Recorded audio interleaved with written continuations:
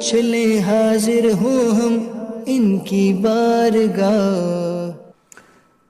अल्हम्दुलिल्लाहि रब्बिल आलमीन वस्सलातु वस्सलामु अला खातमिन नबिय्यीन अम्मा बअदु फ़अऊज़ु बिल्लाहि मिनश शैतानिर रजीम बिस्मिल्लाहिर रहमानिर रहीम अस्सलातु वस्सलामु अलैका या रसूलल्लाह व अला आलिका व अस्हाबिका या हबीबल्लाह अस्सलातु वस्सलामु अलैका या नबिय्यल्लाह व अला आलिका व अस्हाबिका या नूरल्लाह। मदनी चैनल के नाज़रीन, प्रोग्राम दारुल इफ्ता अहले सुन्नत में आपको खुश आमदीद कहते हैं, मरहबा कहते हैं। अल्लाह रब्बुल आलमीन हम सबको दीन इस्लाम के अहकामात सीख कर समझ कर उन पर अमल पैरा होने की तौफीक अता फ़रमाए। इब्तिदान दुरूद पाक की फ़जीलत हमारे प्यारे रसूल सल्लल्लाहु तआला अलैहि व आलिहि वसल्लम का फरमान आलिशान है, मन सल्ला अलैया सलातन कतबल्लाहु लहू किरातन वल किरातु मिस्ल उहुद। जिसने मुझ पर एक मरतबा दुरूद भेजा, अल्लाह उसके लिए एक किरात अजर लिख देता है और ये एक किरात ओहुद पहाड़ की मिसल है। सल्लु अलल हबीब सल्लल्लाहु तआला अला मुहम्मद सल्लल्लाहु अलैहि व आलिहि वसल्लम। नाज़रीन इकराम, इस प्रोग्राम में आपके सवालात बतौर ख़ास हम शामिल करते हैं। नंबर आप स्क्रीन पर मुलाज़ा फरमा रहे हैं, इन नंबर्स पर अपने सवालात आप भेज सकते हैं। और आज के हमारे प्रोग्राम में शामिल हैं शेखुल हदीस मुफ्ती मोहम्मद हसन रज़ा तारी साहब, इनको खुश आमदीद कहते हैं। जज़ाकल्लाह। कैसे मिजाज गिराम? अल्हम्दुलिल्लाह रब्बिल आलमीन अला कुल्ली हाल। आज का ये मुबारक दिन और ये मुबारक शब एक एतबार से कि लाखों लाख मुसलमान ज़ाहिर आज का दिन उन्होंने मिना के अंदर गुजारा है और अभी भी मिना में मौजूद हैं।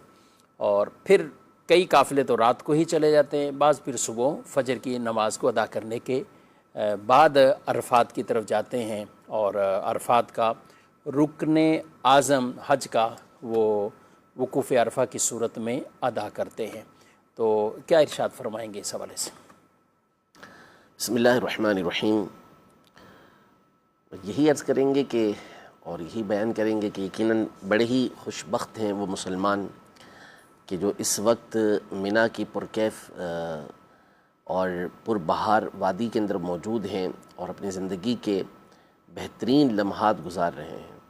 यानी ये वो मंज़र और वो कैफ़ियत होती है कि जो अल्फाज में बयान नहीं हो सकती कि किस कदर ख़ूबसूरत अंदाज में वहाँ पर ख़ेमे लगे हुए होते हैं और कैसे तमाम के तमाम हाजी जो है वो एक ही लिबास के अंदर एहराम के अंदर वहाँ मौजूद होते हैं और बड़ी तादाद अल्लाह तबारक व तआला की इबादत के अंदर मशगूल होती है, अल्लाह को राज़ी करने की कोशिश कर रही होती है।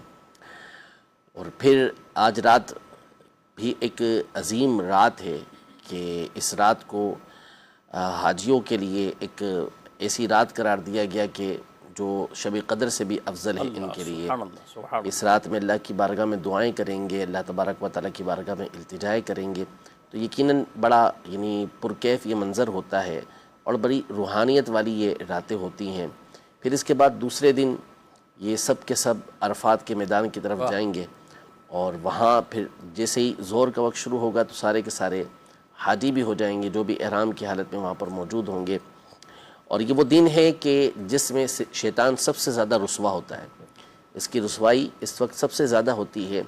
और ये वो दिन है कि जिसमें अल्लाह तबारक व तआला जितनी मग़फ़िरत फरमाता है किसी और दिन मग़फ़िरत नहीं फरमाता। और फिर इसके बाद बड़ी बात ये है कि इस्लाम जो है ये सफाई को पसंद करता है, सुथराई को पसंद करता है। फरमाया कि अन-नज़ाफ़तु मिनल इस्लाम, नज़ाफ़त इस्लाम में से है। अत-तहारतु शत्रुल ईमान, तहारत जो है, पाकीज़गी जो है, ये ईमान का एक हिस्सा है। लेकिन हाजी जो होता है ये परागंदा बाल, बिखरे हुए जिसके बाल हों और जो उसका एहराम हो ये पुराना हो, बोसीदा हो, इस हाल में वो अल्लाह तबारक व तआला की बारगाह में हाज़िर होता है। तो अल्लाह तबारक व तआला फ़रिश्तों के ऊपर फ़ख्र फरमाता है कि देखो मेरे बंदे कहाँ कहाँ से मेरी बारगाह के अंदर हाज़िर हुए हुए हैं। तो ये एक बड़ी बात होती है कि अल्लाह तबारक व तआला फ़रिश्तों के सामने अपने बंदों के ऊपर बहुत फ़ख्र फरमाए। तो ये जो लम्हात होते हैं उस वक्त जो हुज्जाज किराम वहाँ पर मौजूद हैं अपने इन लम्हात को कीमती से कीमती बनाएं, हरगिज़ फजूलियात के अंदर इन औक़ात को ज़ाया न करें। बड़ी तादाद में ऐसे हुज्जाज होते हैं कि जो इन लम्हात को पाने के बाद भी इनको ज़ाया कर देते हैं और तरह तरह की खुराफात में बाज़ औक़ात मुब्तला हो जाते हैं, लड़ाई झगड़ों के अंदर बाज़ औक़ात मुब्तला हो जाते हैं, शिकवे शिकायत के अंदर मुब्तला होते हैं। और फिर इसके बाद ये जो लम्हात होते हैं इसमें ये बाज़ औक़ात तो गुनाहों के अंदर मुब्तला हो जाते हैं। यानी कि कई ऐसे अफराद होते हैं कि जो मोबाइल में अपने वक्त को इस अंदाज़ में सर्फ कर रहे होते हैं कि बाज़ औक़ात जब नज़र पड़ी तो फ़ौरन हटाई, लेकिन पता चला कि वो ऐसे चीज़ों के अंदर पड़े हुए थे कि जो गुनाह मिना अरफात के अंदर। तो ऐसा हरगिज़ नहीं होना चाहिए और अपने वक्त को आप बिल्कुल भी ज़ाया ना करें। इसी तरह खाने पीने के अंदर एक बड़ी तादाद होती है अपने वक्त को ज़ाया कर रही होती है। यानी बाज़ों के पैकेजेस बड़े बेहतरीन होते हैं तो उनके पैकेजेस के अंदर खाने पीने का इंतज़ाम बहुत ज़्यादा होता है, और या फिर वहाँ पर जो है अल्लाह तबारक व तआला तौफीक देता है बहुत सारों को, तो वो बहुत ज़्यादा तकसीम कर रहे होते हैं। तो अब ये लाखों रुपया ख़र्च करके हुज्जाज गए होते हैं, लेकिन बड़ी तादाद में ऐसे अफराद को भी देखा गया है कि वो इन चीज़ों के पीछे पड़े हुए होते हैं। यानी जो चीज़ें तकसीम हो रही होती हैं ये एक तरह से उन्हें हासिल करने के लिए उनके पीछे भाग रहे होते हैं। हालांकि ये लम्हात ऐसे नहीं होते कि आप अपना वक्त इन चीज़ों के पीछे लगाएं। जो आपकी ज़रूरत है वो आप हासिल करें, जो आपके खाने की हाजत है उसे पूरा करें। आप इन जो ख्वाहिशात हैं इनके पीछे ना पड़े। बड़ी तादाद होती है, देखा है वहाँ पर, आपने भी देखा होगा कि वो खाने पीने के अंदर बड़े मशगूल लेते हैं और फिर इसी तरह की गुफ्तगू वो जारी होती है कि फ़ुला खेमे के अंदर यूँ, तो फ़ुला कैंप वालों का यूँ, तो फ़ुला ग्रुप वालों का यूँ। ना ऐसा ना करें। हालांकि ये चंद घंटे कैसे गुजर जाते हैं अगर यूँ देखें तो पता भी नहीं चले। और ये खाना पीना ज़ाहिर है कि आप जितने का भी होगा उससे ज़्यादा खर्च करके आप वहाँ पहुँचे हुए। अगर यही खाना पीना आपको था तो आप अपने वतन के अंदर ये चीज़ें हासिल करके खा लेते उसे। तो आप वैसे भी जो फुक़हा किराम हैं उन्होंने इस बात को लिखा है कि बंदा इन औक़ात में खाने पीने में कमी लेकर आए, क्योंकि जितना ज़्यादा खाएगा पिएगा तो नतीजा ये निकलेगा कि बंदा जो है वो इतना ही ज़्यादा मसरूफ़ रहेगा और फिर ज़ाहिर है कि पेट भी ख़राब होने के चांस होते हैं इसमें। तो इसलिए खाने पीने के हवाले से भी एहतियात बरतें और उतना ही खाएं जो आपको हज़म भी हो सके और जो आपका वक्त उसके अंदर ज़ाया भी ना हो। बाकी खाने पीने के दिन, खाने पीने की चीज़ें ये मिलती रहेंगी, ये अय्याम दोबारा नहीं मिलेंगे। माशाअल्लाह। अल्लाह पाक कदम कदम पर ऐसे तमाम अहबाब को और हाजियों को नेकियां अता फ़रमाए, कबूल भी फ़रमाए।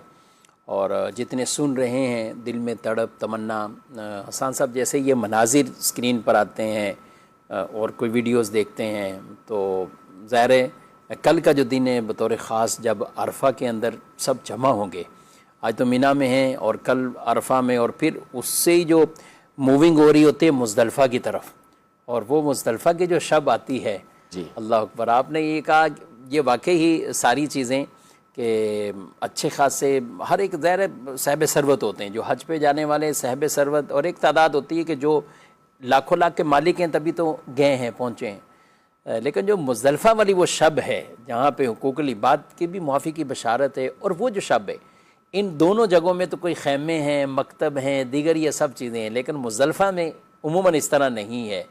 क्या कहेंगे आप?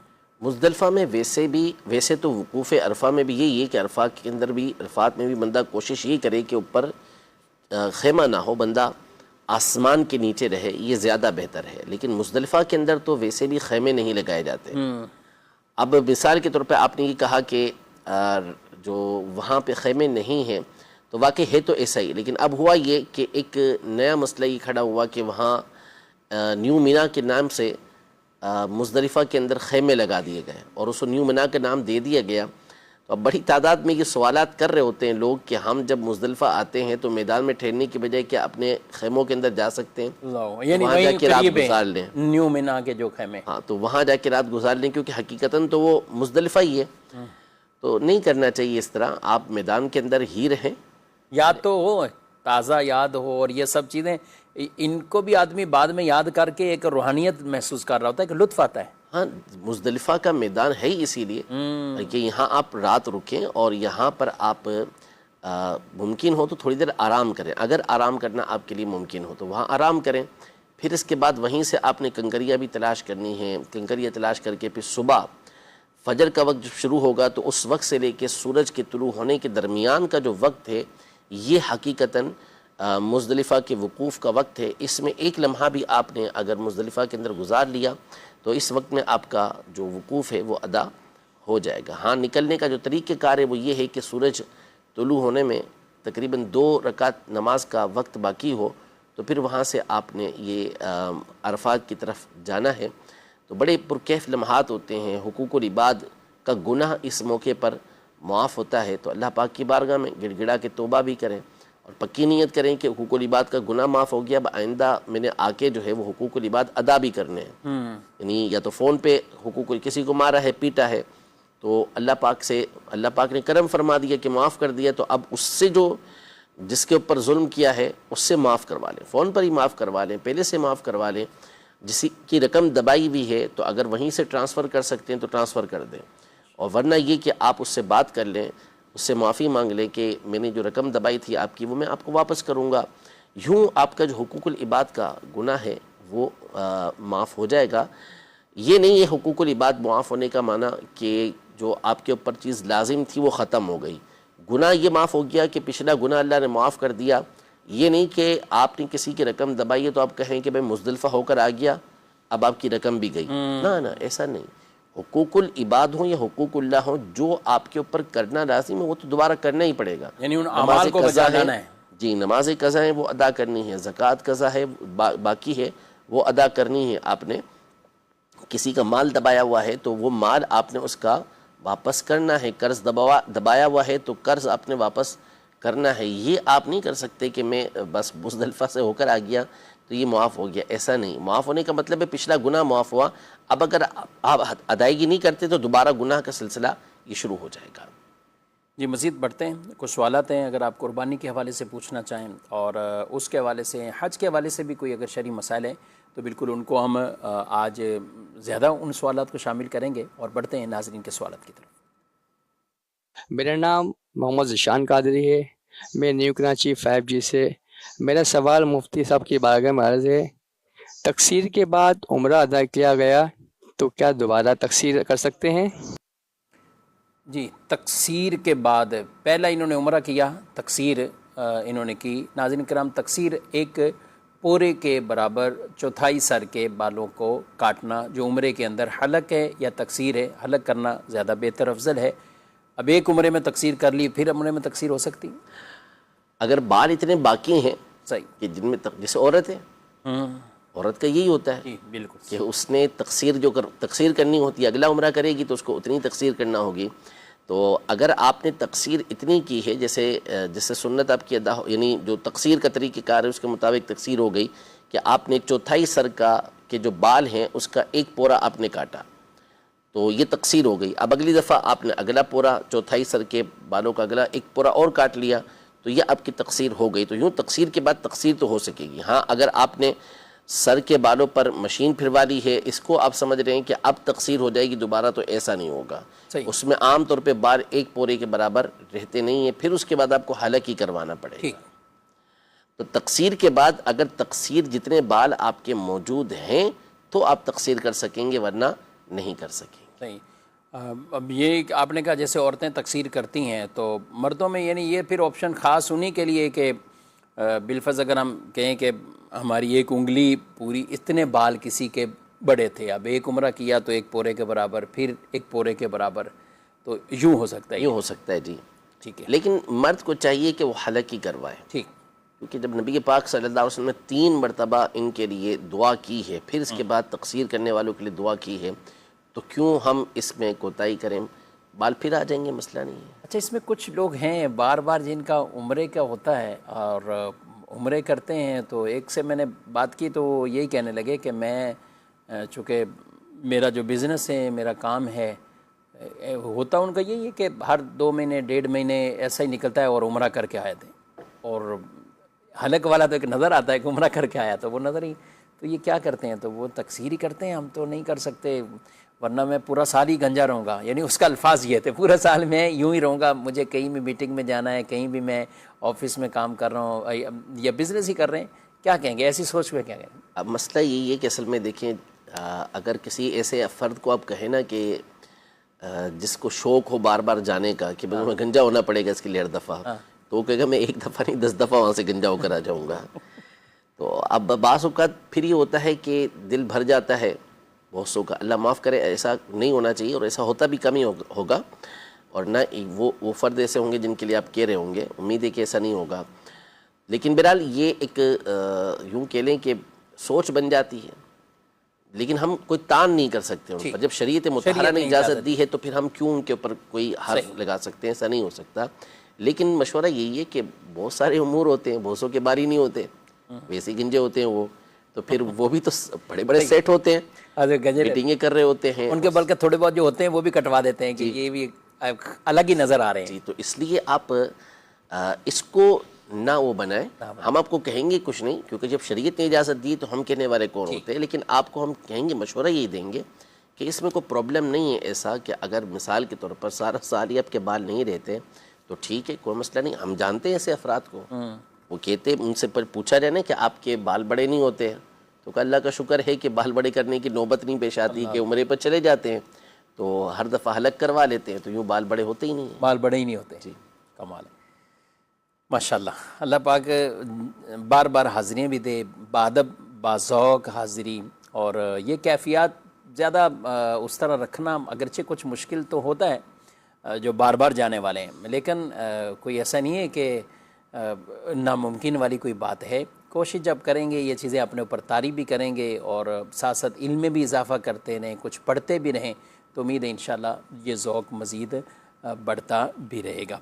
सवाल है कि मूसा के कहते हैं कि बड़े जानवर में हिस्सा डाला है लेकिन उसके पास रकम देने के लिए नहीं है, और ये कि कुर्बानी के बाद अदा कर दूंगा, तो ऐसा करना क्या जायज़ है? कुर्बानी हो जाएगी? क्योंकि किसी ने कहा है कि ऐसा करने से कुर्बानी नहीं होगी, कहीं से कर्ज़ लेकर रकम अदा करनी होगी, ऐसा नहीं कर सकते कि रकम बाद में दें। यानी यूँ कह लें कि एक तरह से इनके ऊपर उसका कर्ज़ ही हो गया, ठीक, उधार ही हो गया। तो अगर कोई और मुमानात की वजह नहीं है, सिर्फ इतना है कि जिसका जानवर है उसके साथ यूँ शराकत दारी की थी कि जब रकम आएगी तो मैं आपको अदा कर दूंगा, तो इसमें कोई मसला नहीं है, ऐसे कुर्बानी हो जाएगी। ये उधार पर एक तरह से आपका ख़रीदना है, उधार में शराकत दारी करना है, तो जैसी रकम आए वापस कर दे, कुर्बानी आपकी बहरहाल इससे हो जाएगी, कुर्बानी हो जाएगी। यानी हिस्सा किया, मिसाल ये रकम तो उधार ही इन पे हुई ना, इन्होंने अपना हिस्सा खरीदा और रकम बाद में देने का कहा। ऐसा ही है। अच्छा, कुछ के पास होती नहीं है रकम, तो चले ये तो इन्होंने जानवर वाले से ही या जिससे हिस्सा बुक किया वहाँ किया, कोई वैसे ही किसी से कर्जा लेकर जानवर ख़रीद कर लाते हैं, तो कर्ज लेकर हो सकती है कुर्बानी? देखें, एक तो मसला है किसी पर कुर्बानी का लाजिम होना। ठीक, अगर कुर्बानी लाजिम है उसके ऊपर, मिसाल के तौर पर उसके पास एसिड बहुत सारे हैं या सोना चांदी उसके पास मौजूद है, हाँ, लेकिन रकम मौजूद नहीं है, सही, तो अब या तो उसको कोई ना कोई चीज़ बेचना होगी, सोना चांदी बेचकर उसको जो है वो कुर्बानी तो करना होगी। अब ऐसी सूरत में वो मिसाल के तौर पर किसी से कर्ज़ लेता है, तो कर्ज़ लेना या तो बेचे या फिर कर्ज़ ले, कर्ज़ लेना उसके ऊपर लाजिम हो जाएगा, इस पर ज़रूरी हो जाएगा। एक तो सूरत ये है। दूसरी सूरत ये है कि इसके ऊपर वाजिब नहीं है, लाजिम नहीं है, और इसके पास कोई चीज़ ऐसी मौजूद भी नहीं है कि जिसकी वजह से इसके ऊपर लाजिम होती हो। अब ये चाहता है कि मैं कुर्बानी के अंदर हिस्सा ले लूँ, ठीक है, तो इसके लिए वो कर्ज़ उठा लेता है, लेकिन नीयत उसकी यही है कि मैं उसको अदा करूँगा। तो इसका इस तरीके से लेना ये यूँ तो जायज़ हो जाएगा कि ये कुर्बानी इसकी जायज़ होगी और अच्छी नीयत है तो उसको सवाब मिलेगा, लेकिन ये नीयत पर डिपेंड करेगा उसका कि वो किस नीयत से ये कर्ज़ ले रहा है और क्यों ये कुर्बानी कर रहा है, अल्लाह की रज़ा के लिए कर रहा है, खुश दिली के साथ कर रहा है, या लोगों के दिखाने के लिए कर रहा है।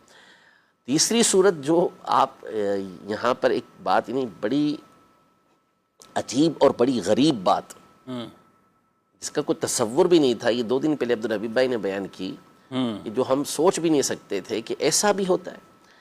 यानी आजकल ये सिलसिला चल पड़ा कि बाज़ बड़े बड़े बंगलों के बाहर या घरों के बाहर बड़े बड़े हैवी जानवर जो है वो बंधे हुए होते हैं, लेकिन वो उस घर वाले के नहीं होते। अल्लाह। होता क्या है कि चांद रात को या उससे एक आध दिन पहले ही उसको भेज देते हैं। पूछा जाए कि कहाँ भेजा तो कहते हैं हमारी फैक्ट्री पर ज़बा होगा, तो फुला जगह पर ज़बा होगा और उसको हम तकसीम करवा देंगे। लेकिन जो कैटल फार्म वालों ने बताया वो ये बताया कि ये किराए पर लेकर जाते हैं। अल्लाह अकबर, किराए पर जानवर लेके जा रहे हैं। यानी ज़ाहिर है कि आजकल बाज़ जानवर आप देख रहे होंगे कि कैसे होते हैं, यानी 50-50 लाख रुपए के, 40-40 लाख रुपए के जानवर।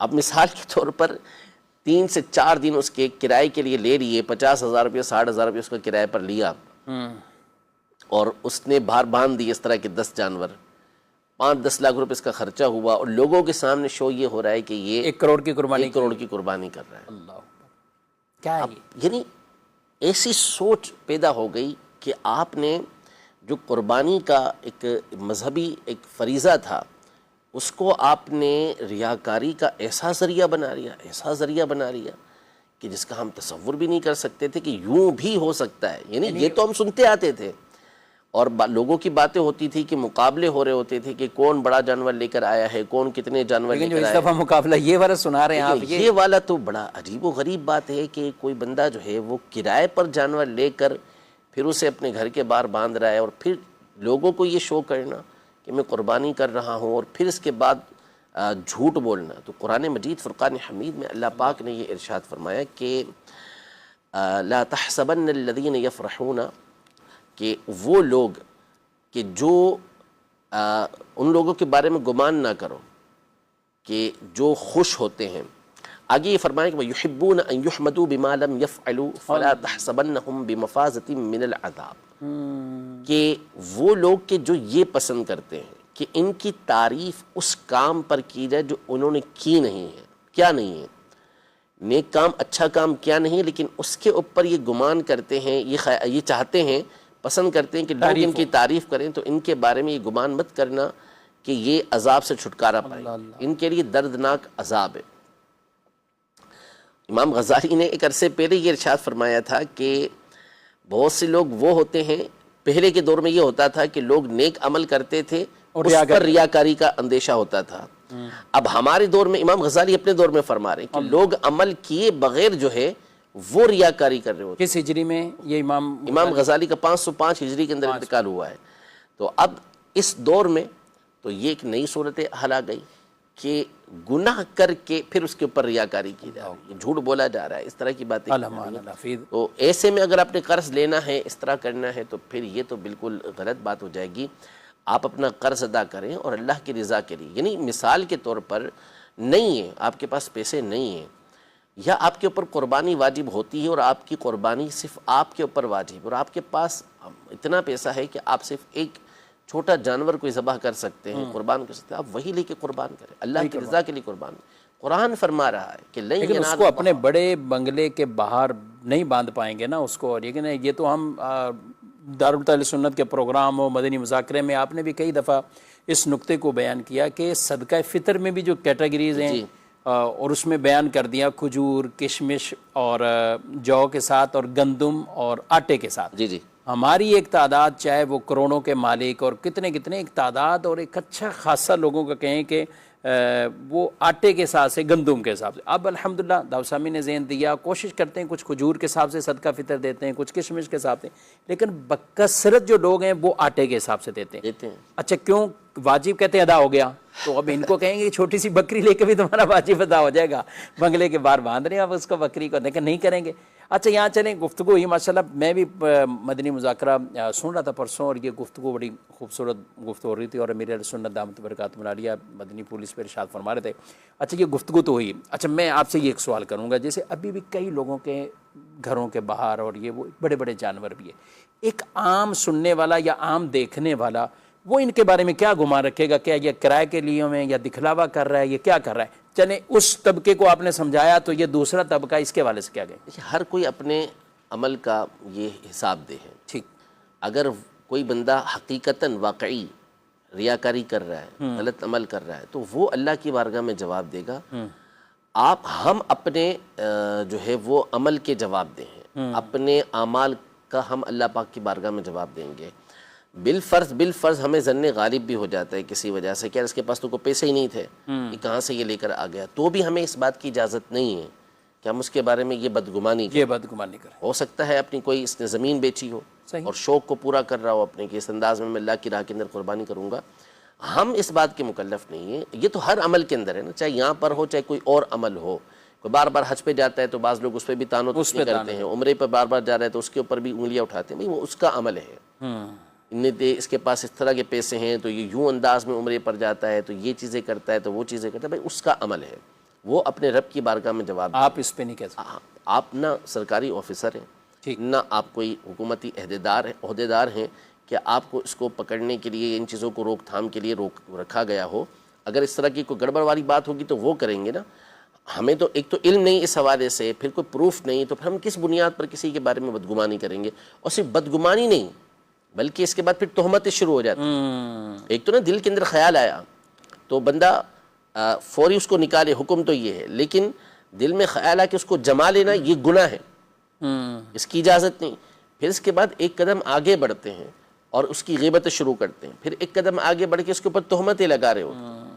तो कुरान ने तो इसीलिए तो फरमा दिया कि या अय्युहल्लज़ीना आमनू इज्तनिबू कसीरम मिनज़्ज़न्न इन्न बअदज़्ज़न्नि इस्मुन वला तजस्ससू वला यग़्तब बअदुकुम बअद, के पहले तो सबसे पहले इसी पर रुकावट डाली कि बदगुमानी ही ना करो, बुरे गुमान अपने दिल के अंदर लेकर ही ना हो, क्योंकि बाज़ गुमान जो है ये गुनाह है। अब फिर इसके बाद क्या करोगे, वला तजस्ससू, गुमान आ गया ना तो तजस्सुस के अंदर ना पड़ो।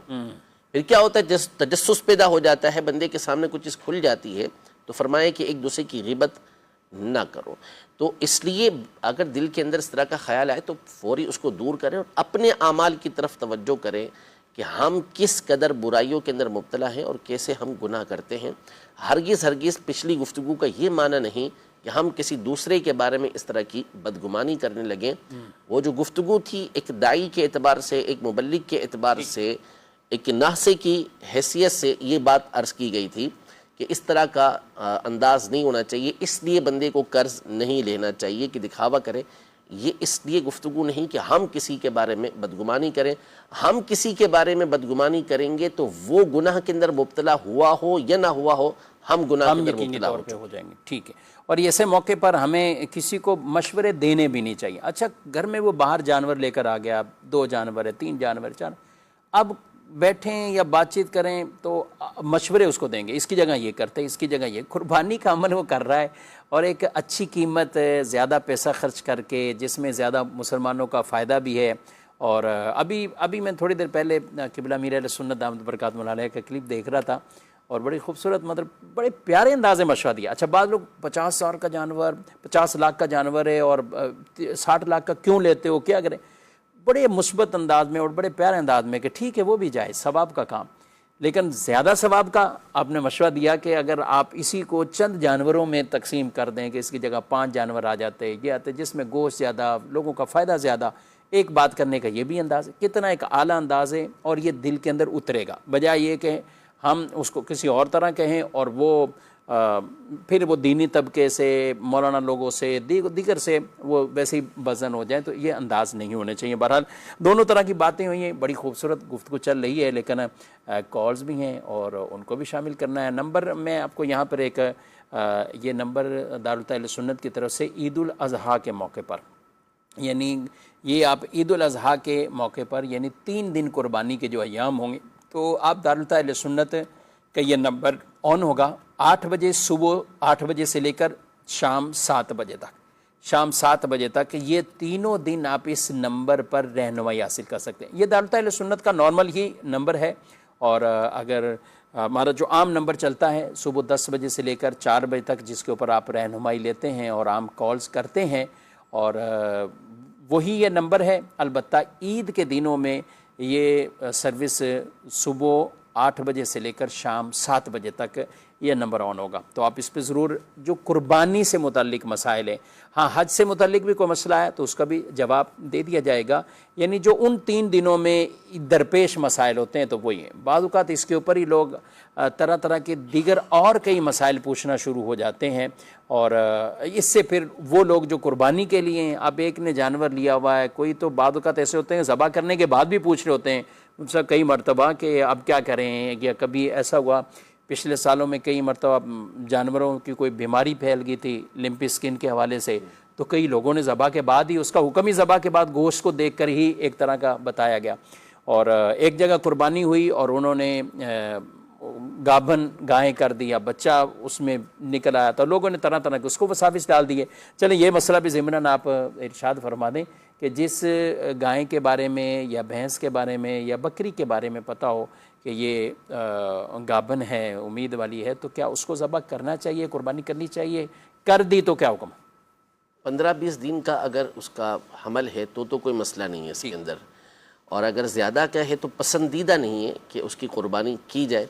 बेहतर यह है कि उसकी कुर्बानी ना करे, लेकिन अगर किसी ने उसकी कुर्बानी कर दी तो कुर्बानी उसकी हो जाएगी। नहीं ऐसा जानवर के जो गाभन हो, हामिला हो, ऐसी गाय भैंस वगैरह बकरी वगैरह, तो उसकी कुर्बानी करना जायज़ है, गुनाह नहीं है, लेकिन ना करना ये बेहतर है। इसकी जगह कोई और जानवर ये किया जाए। अच्छा, अगर बच्चा जिंदा ही निकल जाता है वो भी हलाल है, फिर उसको भी ज़बह कर दें। ज़बह करेंगे उसको, ठीक है जी। मज़ीद सवाल? मैं घर का सरबराह हूँ, अभी मैं अपनी कुर्बानी करूँ या आपके बीवी का कुर्बानी करूँ? क्या हो गया आज? सही। तो पहले तो ये देखा जाएगा कि आप साहिब निसाब हैं या आपकी अहलिया साहिब निसाब हैं।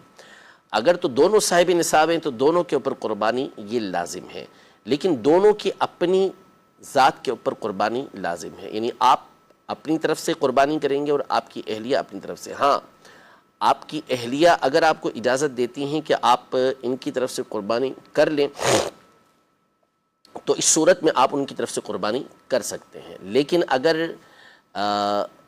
आपकी अहलिया पर कुर्बानी लाजिम है और आप उनकी तरफ से अदा नहीं कर सकते या नहीं करते, तो उनके ऊपर कुर्बानी बहरहाल लाजिम रहेगी, वो उनको करना होगी, चाहे वो आपके ज़रिए से करवाएं, चाहे इज्तिमाई कुर्बानी के अंदर हिस्सा मिलाकर करवाएं। तो बहरहाल आपके सवाल के जवाब का ख़ुलासा ये है कि जिस पर कुर्बानी लाजिम है उसने कुर्बानी करनी है। दूसरा अगर उसकी तरफ से कुर्बानी करना चाहता है तो सराहत के साथ उससे इजाज़त ले, या वैसे ही हर साल वो उसकी तरफ से कुर्बानी करता है। जैसे आम तौर पे शौहर ये बीवी की तरफ से कुर्बानी कर रहा होता है, तो बीवी को मालूम होता है कि शौहर मेरी तरफ से कर रहा है, या बच्चे होते हैं, पता होता है वालिद जो है वो हमारी तरफ से कुर्बानी करते हैं, तो उनका कुर्बानी करने में कोई हर्ज नहीं है, कुर्बानी उनकी तरफ से हो जाएगी। अच्छा, हर साल अलग से इजाज़त लेना ज़रूरी होता है या क्या करें?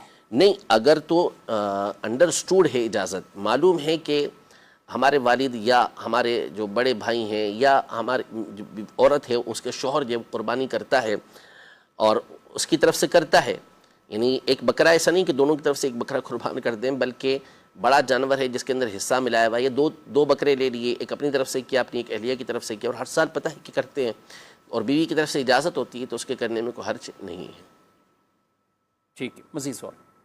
मुफ्ती साहब, आपकी बारगाह में ये सवाल अर्ज़ है कि जब एक शख्स उम्रा कर लेता है और उसके बाद वो हालत एहराम में मक्का से बाहर आ जाता है, तो इस पर दम लाजिम होगा या नहीं? एक शख्स उम्रा कर लेता है हालत एहराम में, यानी शायद इनके सवाल का मकसद ये होगा कि हलक नहीं करवाया, अभी उम्रा कर लिया और उम्रा या मिसाल के तौर पर हज क़रान किया हुआ उसने, ठीक, उम्रा करने के बाद ज़ाहिर है कि वो हालत एहराम के अंदर ही रहेगा, या उम्रा किया है लेकिन मिसाल के तौर पर उसने भी हलक नहीं किया, तो जब तक हलक या तकसीर न करवाई जाए तो उस वक्त तक ज़ाहिर है कि बंदा एहराम से बाहर नहीं निकलता। तो इस सूरत में बिला वजह उसे मीक़ात से बाहर नहीं जाना चाहिए। लेकिन अगर वो मीक़ात की हदूद से बाहर चला गया तो इस सूरत में इसके ऊपर कोई हुक्म नहीं होगा। हुक्म ये होगा कि वो मीक़ात के अंदर आए और हरम की हदूद के अंदर आके वो हलक करवाए। ठीक है, ये मज़ीद सवाल? मैं नाज़माबाद 2 नंबर से बात कर रहा हूँ, अनस रज़ा नाम है मेरा, और मैं पूछना ये चाह रहा हूँ कि मेरे बहनोई और मेरी बहन उम्रा करना चाह रहे हैं, तो हमारे यहाँ पे एक काम वाली आंटी है, हम चाह रहे हैं कि हम उनको भी उनके साथ ही उम्रे पे भेज दें, क्योंकि उनके जो शौहर है उनका इंतकाल हो गया है और उनके जो बेटे हैं वो साहिब हैसियत नहीं है, तो क्या उनका उम्रा मुकम्मल हो जाएगा? उनके लिए वो महरम कहलाएंगे? इसमें कौन सा महरम तो कोई बयान ही नहीं हुआ। चलें खैर, इसमें ये है नुमाइंदगी की है, लेकिन कई लोग करते हैं जी, ऐसा करते हैं। तो अच्छा, थोड़ा सा आप जी, ये थोड़ा सा इस तौर पे कह रहे हैं लोग अपने काम के लिए के साथ छोटे बच्चे हैं वो संभाल लेंगी, मासी संभाल लेंगी, तो हज के लिए या उम्रे के लिए या कोई भी ऐसा सफ़र के जो शरई मुसाफत पर हो, यानी 92 किलोमीटर का तकरीबन फ़ासला हो। और बाज़ उलमा के नज़दीक तो एक हदीस पाक की रोशनी में अगर तकरीबन 31-32 किलोमीटर है तो उसमें भी ये महरम का साथ होना ज़रूरी है। शोहर हो, भाई हो, बाप हो, बेटा हो, जो महरम बन सकता है वो इनके साथ महरम होना शर्त है। तो ये ज़ाहिर है कि काम वाली से आम तौर पे ऐसा कोई रिश्ता होता नहीं है। तो आपने ये जो कहा कि उनका बेटा है जो साहिब इस्तिताअत नहीं है, तो आपकी ये जो साहिब जो है उम्रे पर जा रहे हैं, तो वैसे तो इन आंटी को साथ ले जाने की इजाज़त नहीं है, लेकिन अगर अल्लाह ने वसअत दी है तो फिर उसके बेटे को भी साथ ले जाए ताकि वो उसका महरम बन जाए और उन दोनों का उम्रा अदा हो जाए। वरना अकेली अगर वो खातून जाएंगी तो फिर इस सूरत में उनका जाना ये जायज़ नहीं होगा। जी नाज़रीन किराम, आपने प्रोग्राम मुलाज़ा किया है और अल्लाह रब्बुल आलमीन हम सब को इन अहकामात पर अमल पैरा होने की तौफ़ीक दे। जो हुज्जाज किराम हैं अल्लाह ताला उनके इस हज को अदा करना अपनी बारगाह में कबूल भी फ़रमाए, अपने हिफ्ज़ व अमान में भी रखे और बार बार हाज़िरियाँ अता फ़रमाए। और जो लाखों लाख मुसलमान अपने जानवरों की कुर्बानियाँ देने के लिए तैयारियाँ कर रहे हैं, माल खर्च कर रहे हैं, कुर्बानियों की तैयारियाँ में हैं, रब ताला उनका भी ये अमल अपनी बारगाह में कबूल फ़रमाए, इखलास की दौलत भी हम सबको अता फ़रमाए। आमीन बिजाहिन नबील अमीन सल्लल्लाहु अलैहि वसल्लम। हादियो रहनुमा हमारे उलमा, हो कभी दरपेश जो कोई मसला, पूछ ले हाजिर हो हम इनकी बारगाह।